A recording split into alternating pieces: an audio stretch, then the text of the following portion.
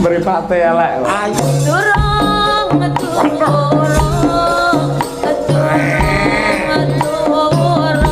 hati gawe susah sakine rasane elenge wes sakine aja indane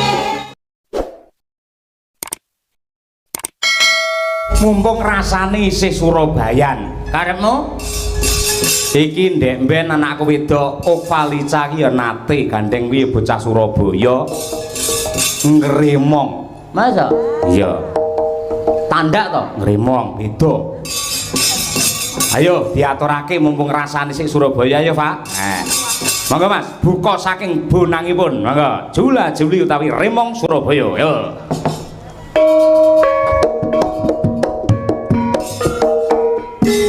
Ya, Pak.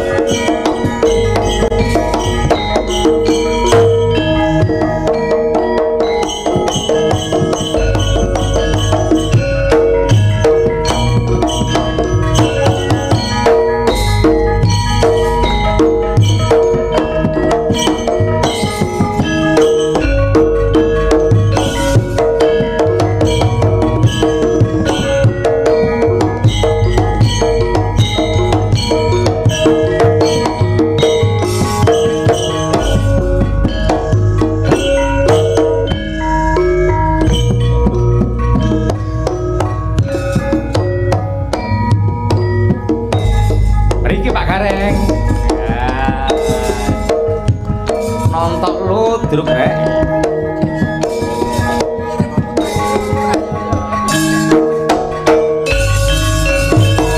Remo Kakung. Sak Umar Bagio.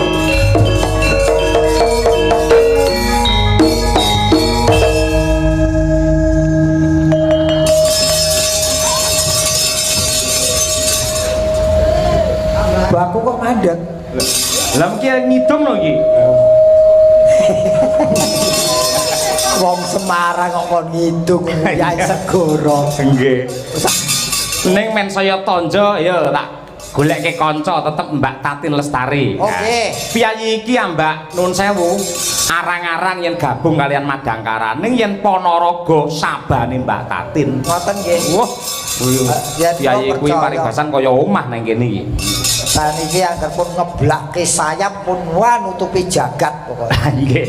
Nah, kene Dok saya. Iki lho Mbak Tatin, niki wau sing nembang spesial Mbak Tri Hastuti. Kenapa?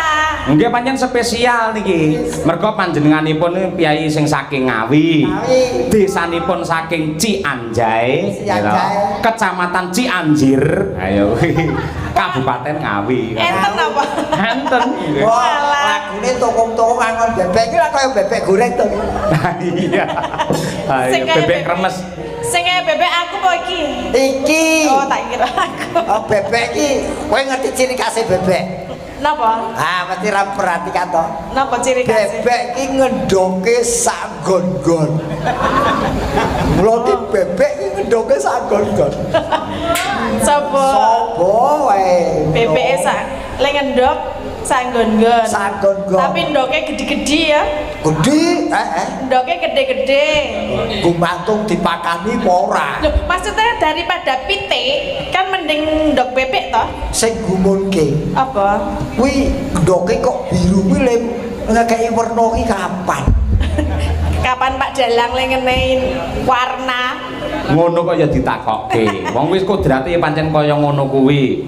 Saiki bayi kok terus nuwun sewu, ora ana sing makani ning jero kok saya gedhe ngene sing makani sapa tunggal. Bapake. Bapake. Kok iso bapake le carane makani piye? Piye? Aku biar kirim kok. Dikirim apa? Ya pokoke kirim tak kirimi. Le ngirimi carane? Bojoku biar meteng tak kirimi terus kok. Le ngirimi piye? Kirimi doa Wah, supaya lho kowe iki piye to? Sehat Udah selamat. mesti udah. Aku ngerti sih mbak kirimi. Oh, aku mesti tekan. Iki lho aku kaya gumun karo Mbak Tatin iki Apa angkat dijak sih? ngobrol apa wae mesti arahe mesti negatif deh. piye cak iki deloken dalange kuwi Yahmene kok wis ketok kathoke jero barang ki.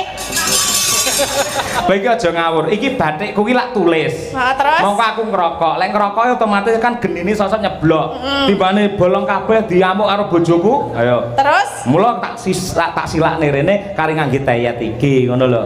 kok tak kira nek Kula gen ora mletik genine ya tuku rokok sing larang. Yo bare rokoke murah Lah iki larang lho wisan iki. Allah. Oh rokok lho kaya panitia. Sak panggung iki sing rokok larang gur loro. Apa? Aku karo laras sotok ngene iki rokokane. apa iya ta tak delok. Iya. Niki mau Mbak, sinten Mbak Okta Oktav. Mbak Oktav. Okvalica. Ova jenenge Mbak Ova Lica le hormat kari dhewe ngene ta. Iki padha karo nek nanggon aku jenenge Angguk.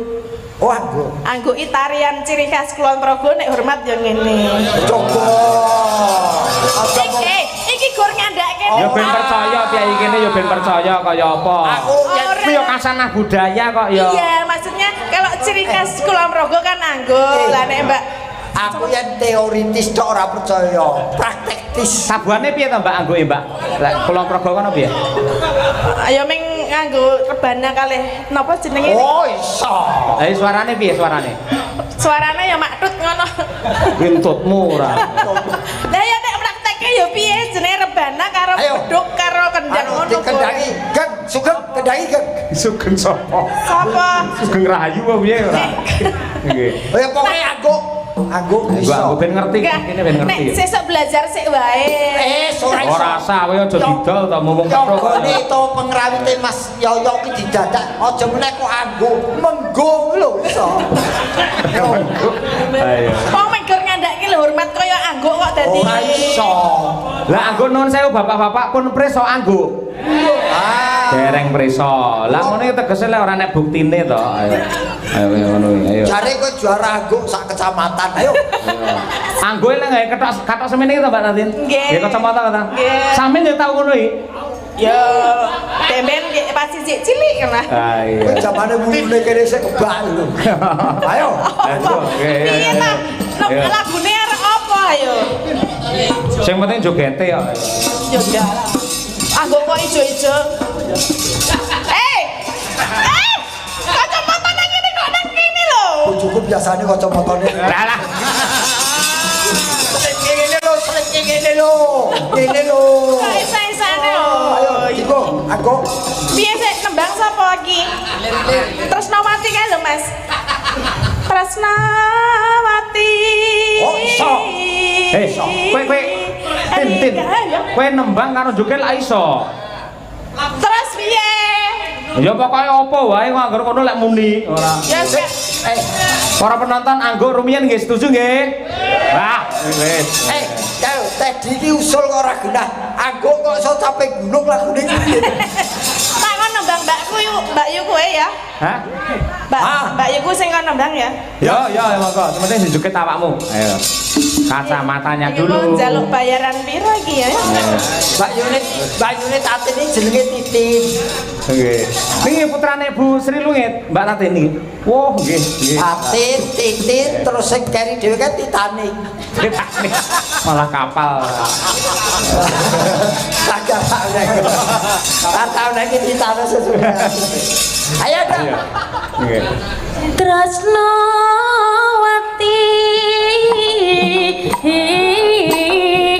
digawe uyung Tresnawati digawe uyung Tresnawati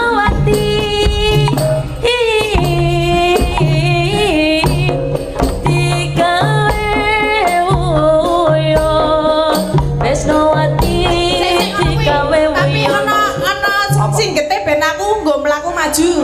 Deng deng dut. Wah, ning nyanyi bulan baleni. Jan. Kaya sing tak latih wingi lho. Ya. Kanggo dicet. Ayo nek deng dut. Ayo. Lah kuwi kae. Yo. Tresnawati. Waduh.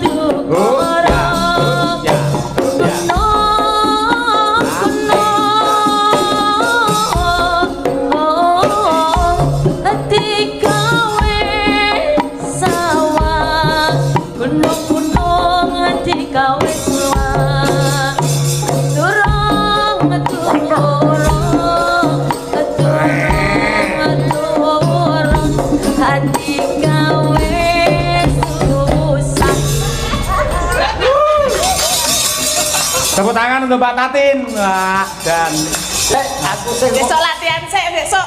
sik aku sing ora setuju protes iki. Piye ta? Gerakanku barang dienggo ki. Ora lho. Bang ora ngono Mbak Tatin piye mau Ora gerakne? ngono. Ngene lho. Oh, Kaya cakil. Jane iki aja akeh. Ayo. Kan lagune warna-warna nganu gerakan anggo kuwi tergantung lagu. Pak iki mau apa? Tresno? Tresnawati. Pak sesuk diganti Tresno Tutik nek ora. Isa. Nah, Tutik. Masih ki ndek sapa? Mbak, kok iso diarani anggo sebabnya piye? Karena mengangguk-angguk. Lagi angger isu ya do ngangguk-angguk doan. Ya aku gak tahu di kenapa dijenengi angguk, tapi ana sing jenenge nang kono iki liyane angguk iki apa, Bude? Dolala. Dolala. Oh, nek dolala kertas. Dul. Jajal kaya ngopo. Padha. Padha. Aku kepengin ngerti ya. Ora lho, angguk iki carane Kulon Progo, nek dolala kuwi carane Purworejo. Aku dolala rung tau ngerti kuwi dol-dolan aku. Oh, lambene kaya kalang. Ya itu sedikit aja ya. Oh, kepinteran diimit-imit. Tapi lho kowe mau kocok. Aku harus dadi tenan ning nganggo kacamata kuwi to, Bata. Wah, anggoke ngangge dadi to, Pak ya? Iya. Lha dadi kaya anu ya kaya jarenan ngono ya. Lho, udo gulung. Ben percaya. Kalau yang pakai kacamata hitam itu yang sudah dadi. Dadi. Kalau cuman jogetan biasa beririt-iritan itu belum. Apa? Irit-iritan. Sik basa Indonesia kok irit. Lah apa? Berjejer-jejer. Ah, ya Ora lho, kuwi lho kok iso dadi kok nggawe kacamata sebabnya apa? Ya carane ngono kuwi ya. Kaya nek jadilan kan pakai kacamata to. Kok malah aku walik. Lah aku angger wis dadi nu biasanya malah tak cepet kacamatane. Ayo aku gumantung rame wong kok. Wong mau dadi iki ning salut sayang. Yo anggo, yo dolala. Nggih. Sekarang yang melakukan anak-anak muda dan cantik-cantik kabeh. Oh iya. iya. Putih-putih kabeh. Oh, kaos kakiane putih. Pokoknya sing penting wong wedok ayu nom. Lho. Yen ki raca-raca ngono ki jane lanang ya, Dok ya. Dulu memang lanang, terus anu perkembangan zaman jadi wedok. Somben ki ajar ono ki anggo. Iki. Wani cajari anggo ape ya, Tin? Iya. Ora apa-apa nularke ilmu ki.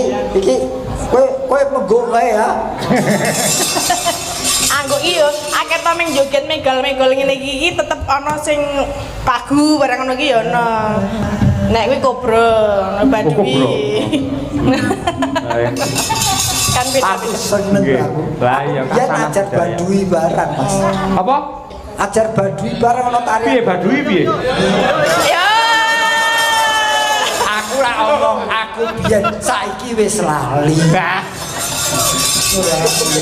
Kok agar ngomong kok di yo aku gur ngomong hormate ngene kok. Lah ya wong nek kabeh mau pancen nganu. Ya mboko sithik kok saya suwe saya berkembang semakin dadi iki pancen wayang kulit ki sampiran saumpamane. Leres. Apapun bisa masuk di dalam panggung wayang kulit seperti iki mau anggung Nggih. atau tarian kremong. Remong terus wayang wong kiprah. Kiprah. Nggih. Bener Mas Gareng kaya sampiran. Ning yen sampirane sing disampirne kakean suwi-suwi ya kawate pedhot ning omangke. Tuh, dan Dadi- sampiran yang sing disampirke iki kok kelaran ya colong wong. Wah iya. Iki Mbak Tatin nanti sing Nggih. ngersake sesideman. Oh nggih. Nggih, monggo. So kapane to petone Mbak Tatin? Kita ini Ponorogo kok. Tanggal 18. 18 besok kita tampilkan Mbak Tatin langsung anggu sampean. Wah ya. Aku nonton Iya. Jenengan enggak ikut kok? ora dijak. Ya Nonton. teko melu lah. Hah? Teko melu. Tanggung jawab kowe. Ya ora. Lah iya kowe. Lah lakone malah garing kembar telu. Oh, garek kembar loro to? Oh, wis rasa rame lu. Iya. Oh, ini Besok malam masih di sini di Ponorogo di Sragi Pak Bu. Pundi meniku? Seragi adoh mboten saking mriki. Oh. Ya mangke nek tesih kangen kalih kula mangke dalu ndelok kula nggih. Boten kangen. Aku ora bocah kok kangen ngomong. Aku ya gur melu kok. Oh, Mbak, bawa Mbak. Ayo bawa. Ke bawah. Wiwit maneh. Ora Tung-tung apa? terus dipalangke. Anderek sang pekek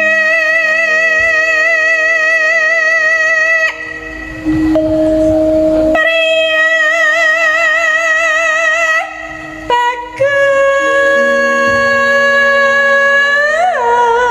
bagus. Nah iki gandrungane ning kene iki. Kang olah budaya Kang Mas Wong wedok wis ditolak kok ngeyel wae. lah kula menika saestu tresna kalian panjenengan lho Kacang Mas Kacang. lah Kok tekan kacang atung bareng. Kakang Mas. Kakang Mas Wong bener kowe tresno yen aku ora iso tresno karo kowe terus aja nekat. lagi ning menapa kok mboten tresna kalian kula sebabipun Ya. menapa Mboten no, Mbak. kok mbak lho Lha kok sadis men ora ana ketoprak kok sadis. dasare wong lanang kok nampik wong wedoki dosa Mergo aku pancen ora iso tresnani awakmu, Yai. tresna menika jalaran saking kulino Sopo sing ngomong? kula Bener. Loh. Ra duwe adek-adek iki piye sing lanang? Lah kulo detak aku wedi kok. Ora iso.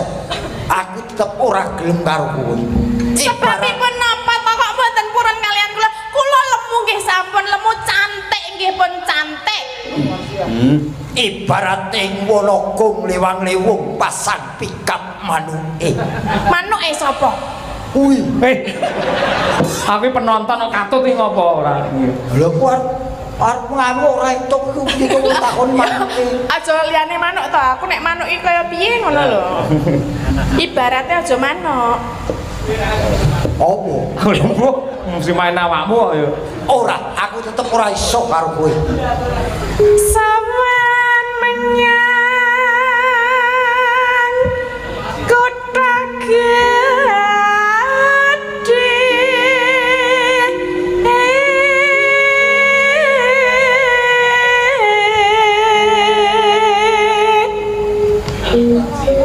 bendera terus kayung batang mas Apa? Batang. lah sapa mau kacang kleru batang kleru Kakang. kakang Kakang sing wis dadi batang. Amin. aja iki dienggo pepunden nek kaya Pemuda padha ae, pemuda kuwi kuburan. lah apa leluhur Surya. Surya sapa wi iki Mas Daryanto Daryanto Surya Kencana. Wis biyen kuwi. Selendang kuning kang saking piye ta kok Ora tau nonton siswa kowe iki. lah piye nek Siswa kowe ngono ketoprak yo. oh terus aku nih Wek ngoyak. oh ngoyak aduh piye Kaya tabrak tronton Mas. Wong walon wae kok ora sawangen atiku wis kaya ditaleni sapu tangan. Tansah dadi tali katresnanku. Lagi ngerti iki jebul gulumu wis ditaleni. Tak kok gulu. Lah ki mau apa? Ati. Ati to. Tak kira gulu. suara kurang apa mana ning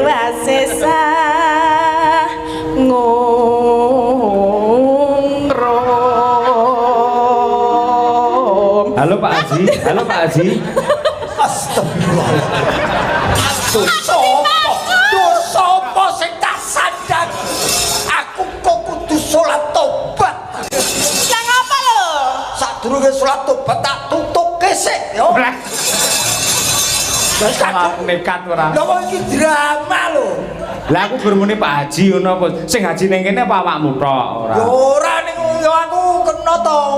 Aku pengen dipangku kaya anu kae lho. Jenengan ki sikile sing siji nekok siji. Oh, bakoh Mbak Tatin. Biasane lek tengah mangku ning wayang wong dhek iki pancen mbiyen. Ayo jajal, jajal. Sikile ki Jare kon mangku. sikile jengkang. Awak jengkang kowe ora jejeg kaya ngono lho. Iki ora jejeg ning liya-liyane jejeg. Jejeg apa? Delok. Delok. Ini lho Mas. Ini lho sing marake imanku goyah yo ngene. Aku lak yo suman-sumun slamet. Aku nek urung demok iki urung percaya. Aja didemok. Lah, Dedek bubuk ya. Dedek ora bubuk ning asline dedek layu. Bar tak siram. Wah. Bar tak siram. Ayo kene sun pangku. Ya, ngene. piye? Piye lek ngerti? Ora ana mangku bemper coke rai. Lah ngendi aku ki arep lenggohe ngendi? Aku tak jengkeng mbek mutukno kene. Kene. Kok rai. Lah kleru ra weruh kok ya aku kan madhep rono. Angung rumarang. Pati ndi? Pati. Mripate elek kok. Ayu lho bareng aku ndodok kok. Ih. Raine nang dhuwur. Yo lho kok jarekmu lho marani ngumpeti kok. Ya berarti ireng apa? Maksudnya piye? Batrike ora. Ayo. Kaya ngerti-ngerti ya. Angung rumarang bendara. Kok sing titik. Kowe mau Apa? iki Antarja. Kok iso Antarja? Ambles bumi. Apa nih sing ables? Lagi drama ki ora ono kok tenanan anggang-anggang. Oh ya, anggang-anggang. Anggang-anggang. Lah ya Anggang-anggang wis keyu. jajal rasane apa ora? Tiasules dia. Ya kepengin. Ora. Kejaran oke tambah 5.000 ini. Ora sudi. Pijer ngincangake. Kok arep mik barang iki? Aja pas kene raine. Sing lepaske kowe lho. Apa? Lho mung aku kene ki ora munggah mudhun. Lho jalan. Lho pas dhewe ta. Wah, Ya, Reng. salahke lho. Oh, wong pancen patrape ora tau nonton Pergi Wong Gatut Kaca ya ngono kuwi. Ya, ngono. Ning Nun Sewu lek pas jengkeng ngene Nun Sewu jenengan pas Suryani ngedepe rono ora kok rono. Maneman. Ya wis lek angel dilikne Pak Haji. Ayo. Wis kono lho. Jane aku ki yo ngerti kuwi dosa ning wong rezeki. Ora wong ki pendramaan. Pendramaan. Karon sih. Iya. Kene iki. Wong dadi wedok. Arep ngendi to tekan ngendi? Ngrom. Dah yo ketenan sing lanang. Ora iso. Kowe dhisik lagi aku. Hah? Nek sing lanang sih? Kondisine piye? Enggak apa-apa, yang penting enggak layu. Oke. Layu dites ae. Ah ya tak selentik emang. Apa lagi dong? Angung rom. Ngrom. Marang bendara. Kene kowe apal kok kowe dhewe. Aku malah Coba. ngrom. Tekan ngendi to? Kono ngono. Ngrom. Angung rom marang bendara. Tiasules dia pijer ngincangake alis terus Wale. Kowe sing muter kok aku sing muter. tresno sesideman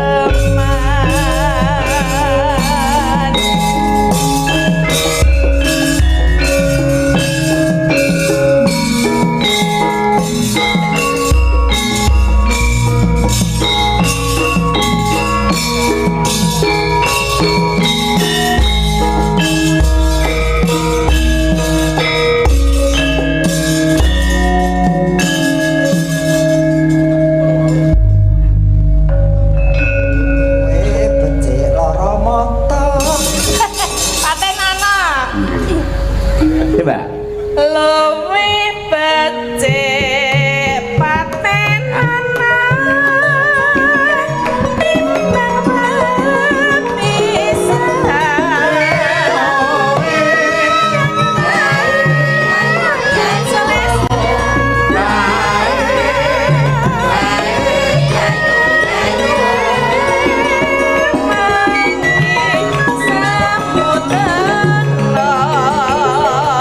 marang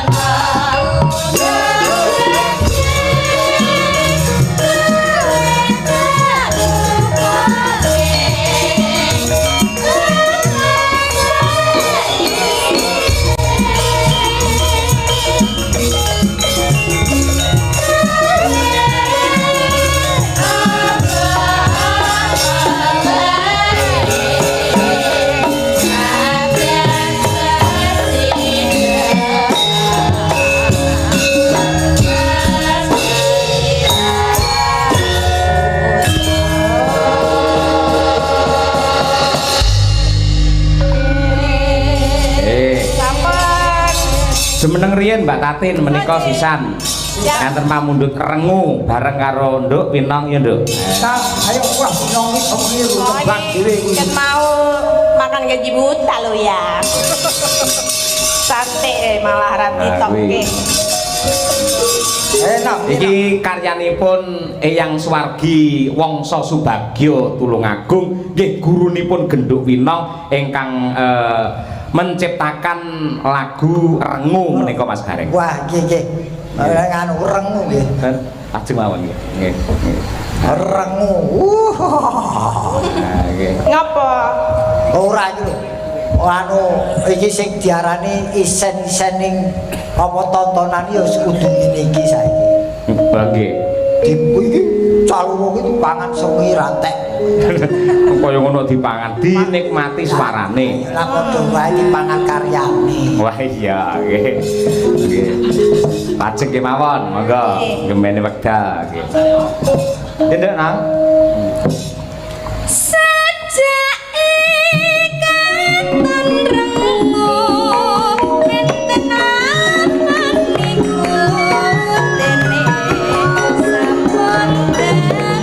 Ayo ke Mas.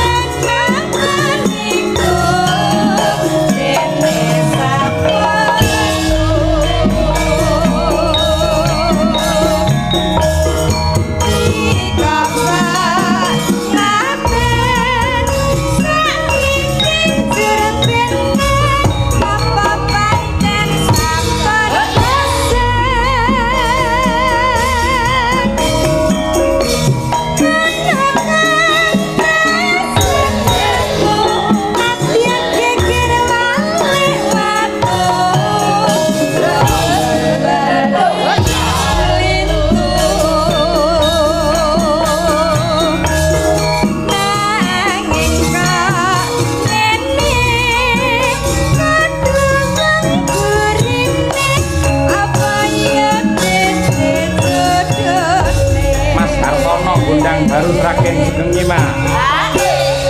Bebasan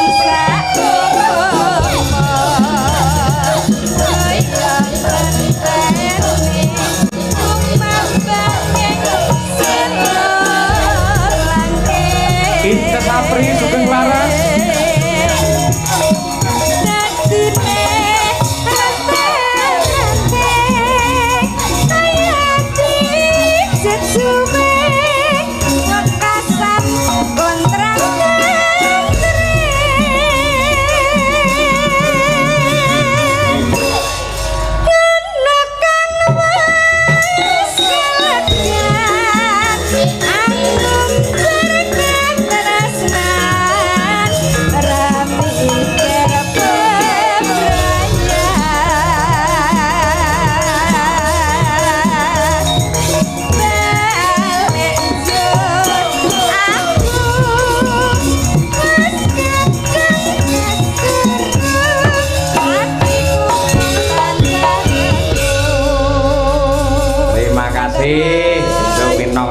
Tapi saya cuma kebune gangsaran lho. Suwuk grupak kok gangsaran piye? Aku tak dung tak. Biar mlebune nganggo malah kuwi marepe. Ning kreasi iki kira yo jenenge iki Mbak ini pengrawite panjake Mas Yoyo ki akeh sing guru, sing dosen.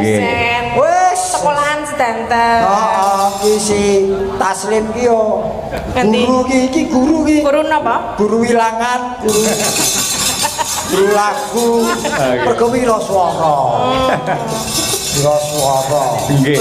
Lah gandeng menika kathah pondok pesantren ngaturaken yang bernapaskan Islami. Apa ki Mas? Karya Abdi Solo Ki Haji Anom Suroto dalam lagunya Pepeling. Ya. Nggih. Sing ngasto sapa ki?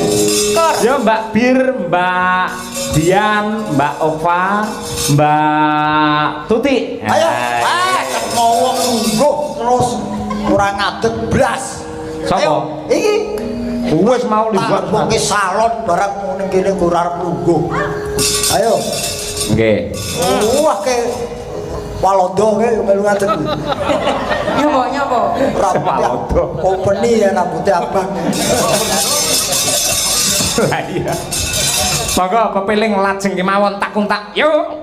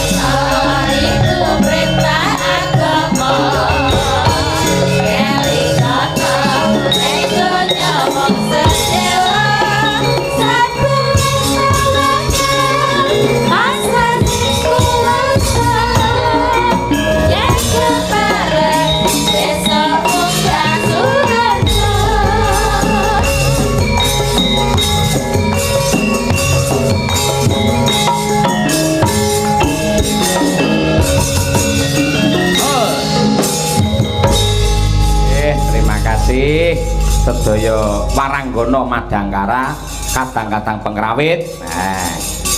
Mas Gareng, Mbak Tatin ngaturaken panuwun awit panjang kuyungipun wonten lepat lan klentu nyuwun agunge samudra